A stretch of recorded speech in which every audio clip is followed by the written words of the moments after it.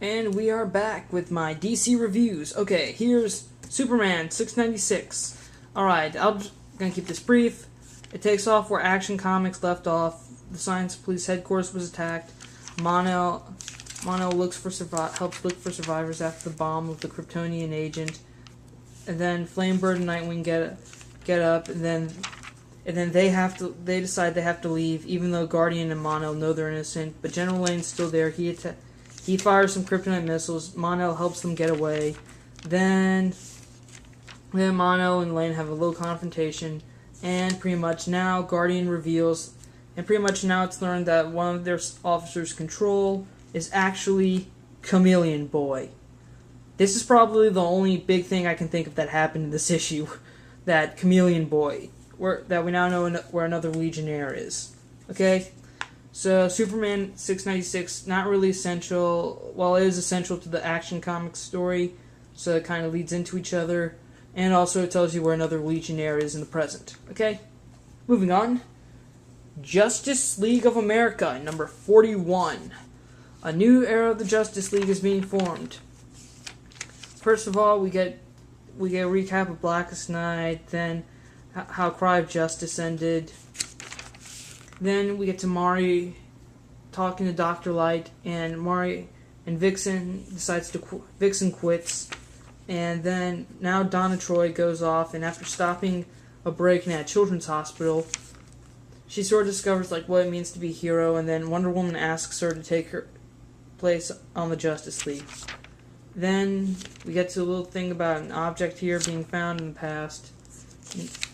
Then found today in the modern Smithsonian, stolen by a supervillain. Then we get to Donna Troy. Then Donna invites Starfire and Cyborg to the Justice League. And then she invites Batman. And then she invites Batman to join the Justice League. So yeah, let's go. And Donna Troy comes up and introduces her friends as the new Justice League.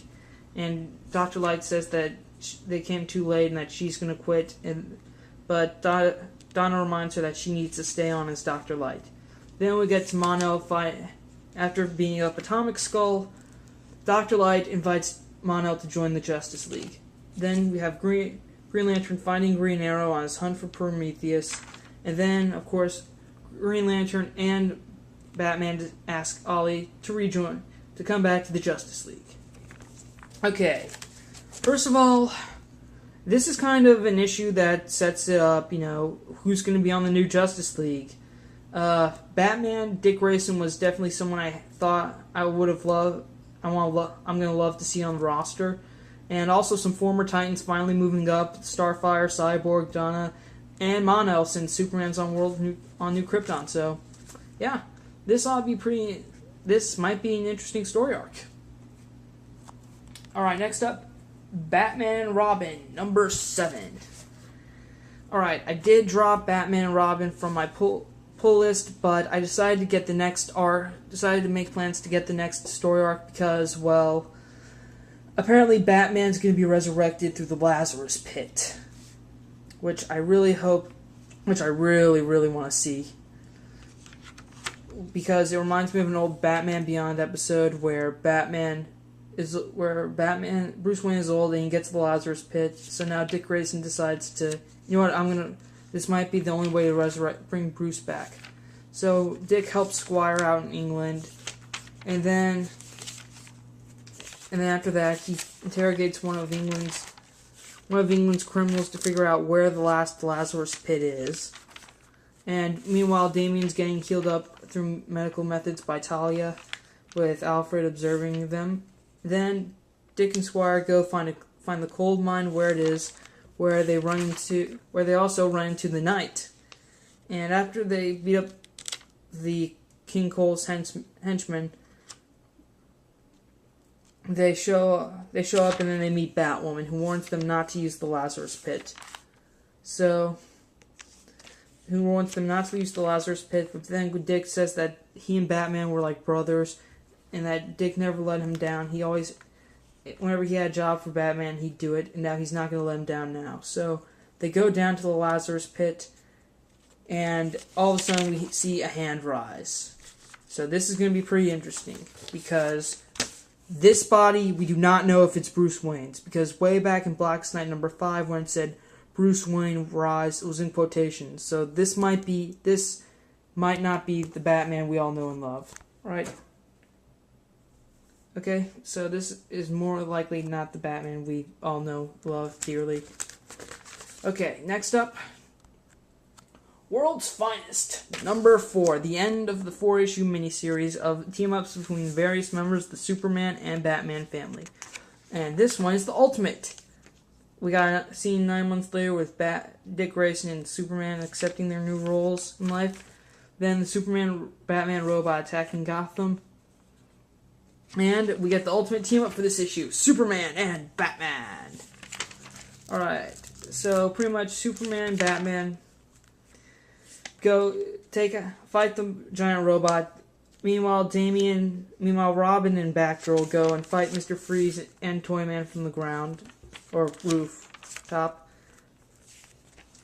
Superman and Batman deal with the robot, and Batman goes in to try to find Supergirl and take it out from the inside. Then it's revealed that the robot was actually a bomb that was sent to destroy New Krypton. So the robot flies off, and Superman goes after it, with Batman and Supergirl still on there. And then Batman finds the Kryptonite Man, and he disconnects him from the robot to power it down. So then Superman grabs Kryptonite Man in his cell and throws him off with the Batmobile, so the Batmobile can catch it.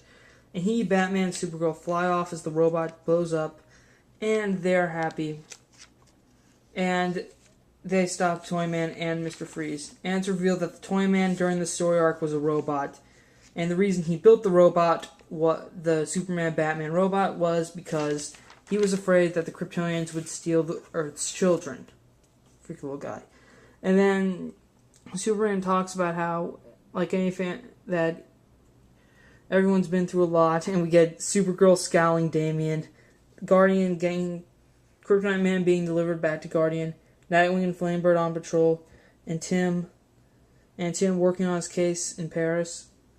And then we have Superman saying that he's happy to team up with Dick and that Bruce trained him well. And then Dick says, "Hey, this was our first Superman-Batman team up." And Superman flies away and says, "Yeah, I'll get used to it. There's going to be a lot more." And then it's revealed that the Toyman was working for General Lane all along. Right? Okay, World's Finest number 4. It was a good ending. I loved it. This was a good miniseries. I hope they put it in trade form, because I would definitely get it. Right? Okay. Gonna stop right here because of the next 2 comics are really good, and I don't want to cut a video. So